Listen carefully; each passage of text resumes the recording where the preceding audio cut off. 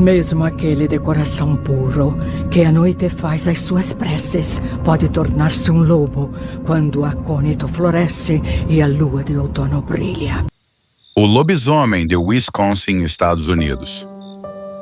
Era o verão de 1936, e naquela noite abafada de julho, eu, Mark Shackelman, dirigia sozinho pela rodovia 18, rumo ao leste de Jefferson, Wisconsin. Eu era zelador de um colégio católico na época, um homem simples, religioso e acostumado a noites silenciosas. Não era do tipo que se deixava levar por superstições ou histórias populares. Porém, nada poderia me preparar para o que presenciei naquela estrada, algo que marcaria minha alma pelo resto da vida. Ao passar por um antigo monte indígena, um dos muitos que pontuam a região, construído séculos antes por civilizações nativas, percebi algo fora do comum. Uma figura se movia, agachada, escavando com as mãos um buraco profundo no solo sagrado. Reduzia a velocidade do carro. Curioso, talvez até preocupado. Imaginei que fosse algum animal selvagem, ou talvez um sem-teto. Mas quando os faróis iluminaram a figura por completo, meu sangue gelou. A criatura diante de mim era algo que eu jamais imaginaria existir fora de um pesadelo. Ela se ergueu lentamente, como se percebesse minha presença, e naquele instante consegui vê-la com clareza. Mais de 1,80 m de altura, coberta de pelos escuros e grossos. A postura era ereta, mas não humana.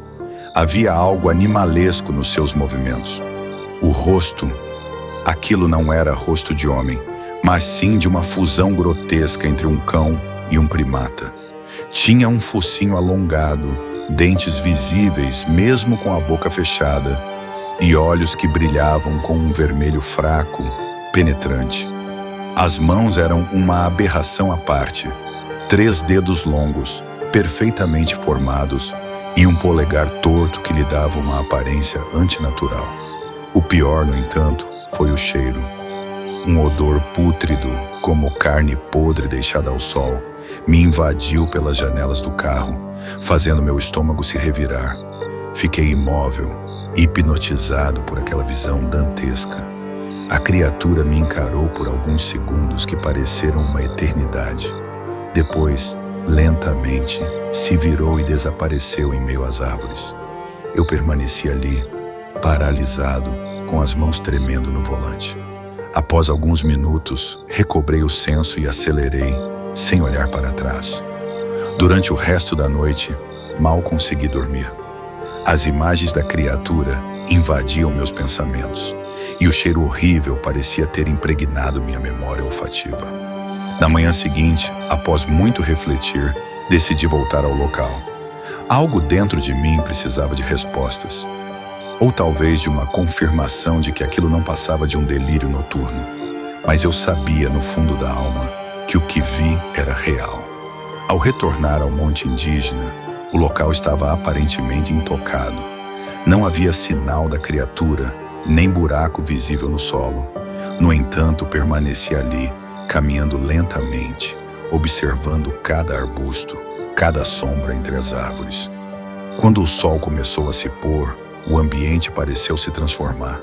O silêncio tomou conta da floresta ao redor, como se até os grilos temessem fazer barulho. Foi então que ouvi um som baixo, gutural, vindo da mata adiante. Me aproximei cautelosamente, o coração batendo forte no peito. O som se repetiu, desta vez mais alto. Era um tipo de rosnado, mas com uma cadência estranha. 3 sílabas. Gadara, ditas com ênfase marcante na segunda sílaba. O som parecia articulado. Não era um rugido qualquer. Era como se aquilo estivesse tentando se comunicar. Algo entre o humano e o bestial. Travei ali mesmo. Meu instinto gritava para correr, mas meu corpo não respondia. Foi então que o vi novamente, parado entre as árvores.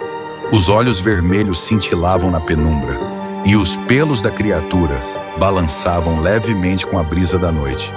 Ela parecia me observar com curiosidade, como se testasse minha reação. E então, como se em desafio, deu um passo à frente, repetindo o som. Gadara, Gadara. A palavra me arrepiou até os ossos. Na Bíblia, Gadara era o nome da região onde Jesus libertou um homem possuído por legiões de demônios e enviou os espíritos para uma manada de porcos que depois se lançaram no mar. Aquilo era um sinal, um aviso, ou talvez uma provocação. Naquele momento, senti uma força espiritual dentro de mim despertar. Comecei a rezar, em voz baixa no início, depois mais alto, recitando o Pai Nosso com firmeza. A criatura se contorceu, emitindo um grunhido agudo, como se minha oração lhe causasse incômodo. Continuei, sem parar, cada palavra ganhando mais peso. A criatura então recuou lentamente, até que seus olhos sumiram na escuridão da floresta. Só quando a última folha parou de balançar é que percebi que minhas pernas tremiam. Caí de joelhos, chorando, não de medo, mas de alívio.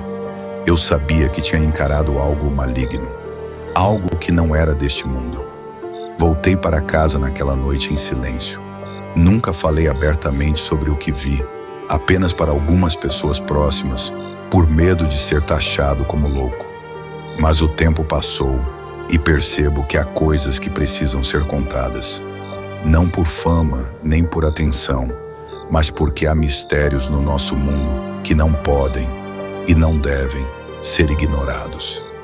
Aquilo que vi em Jefferson, Wisconsin, não era um homem, nem um animal.